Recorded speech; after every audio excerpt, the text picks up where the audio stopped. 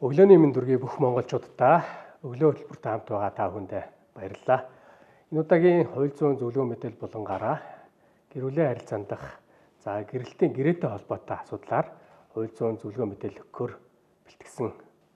Монгол улсын иргэний хуулинд гэрлэгчдийн хөрөнгийн эрхийн зарим харилцааг гэрээгээр зохицуулж болохоор хуульч өгсөн байдаг юм аа.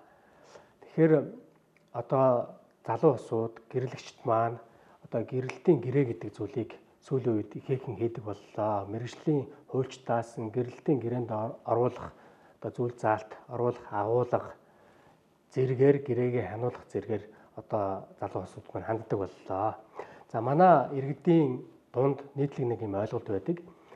Гэрлэгчдийн дунд гэрэлтийн гэрээ байгуулъя гэхээр анханасаа одоо зүүн бэлэггүй салах гад байгаа юм уу? Эсвэл одоо ингээд хэн нэгэнд нь буруу сэтгэл төрүүлчих юм болов уу те? Буруу ойлголт төрүүлэх юм болов уу ч гэдэг юм уу? Одоо нэгнийгээ сэтгэлд юм хийх ёстой бо хийчих юм болов уу гэж ингэж одоо боломжтой ханддаг зүйл анзаарэгддэг. Гэтэл олон улсад аль хэдийнэ энэ гэрэлтийн гэрээ гэдэг ойлголт одоо хэвшүүл болцсон.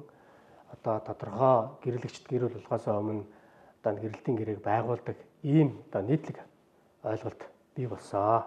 Гэрэлтийн гэрээ гэдэг энэ зүйлийг байгуулснаар бол олон төрлийн ач холбогдолтой байна.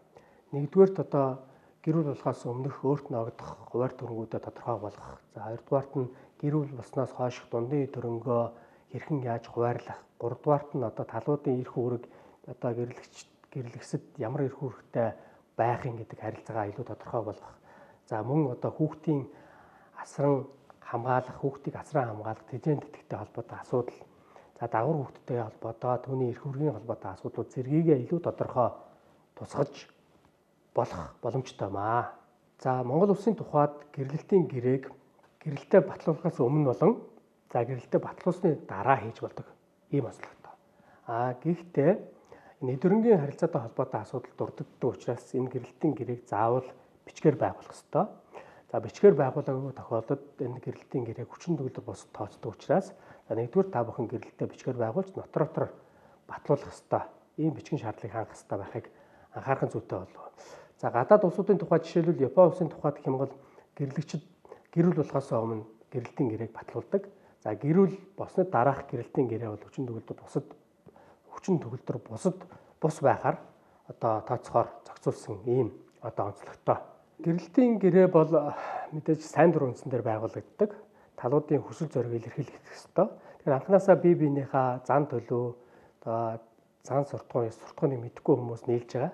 Тэгэхээр гэрэлтийн гэрээ байгуулснаар асуудлууд маш тодорхой болно гэсэн үг. Нэгдүгээрт гэрлэгчд нь ямар эрх үүрэгтэй байх юм те, эхнэр нь ямар эрхтэй байх юм, нөхөр нь ямар үүрэгтэй байх юм, гэрэлтийнхээ харилцааг яаж харж байгаа, яаж төсөөлж байгаа гэдэг агуулгыг гэрээндээ маш тодорхой тусгаснаар гэр бүл илүү бодиттой бат бөх байх боломжтой. Хоёрдугаар асуудал нь нэгэнд гэрлэлт туслахтай холбоотой, гэр бүл дуусгуулахтай холбоотой асуудал яригдах юм бол гэр бүлийнхаа энэ хөрөнгийн асуудлуудыг үүссэн хөрөнгө, дундын хөрөнгийн, хуваар төрөнгийн холбоотой асуудлуудыг үр хүүхдээ тэжээн тэтгэвтэй холбоотой асуудлууд нь тодорхой одоо зохицуулагддаг ийм байгаамаа. Одоо гэрлэлчээд 5, 10 жил, магадгүй 20 жил 7 жил болсон ч бай та хоёрын хооронд гэрэлтийн гэрээ байгуулж болох нэ. Төрөний өмнө хэлдэг одоо харилцаануудаа зохицуулсан, хуваар төрөн болон дундын хөрөнгүүтэй хүүхдийн асрамжтай холбоотой асуудлуудад зохицуулсан гэрэлтийн гэрээг байгуулж болдог байхын шүү. Энэ удаагийн хууль зүйн зөвлөгөө мэдээлэл болонгаар гэрэлтийн гэрээтэй холбоотой асуудлаар хууль зүйн зөвлөгөө мэдээлэл өглөө. Оновчтой шийдэл бодит үр дүн өмгөөллийн UB адвокат суулийн байран байлаа. Анхаарлаа хандуулсанд баярлалаа.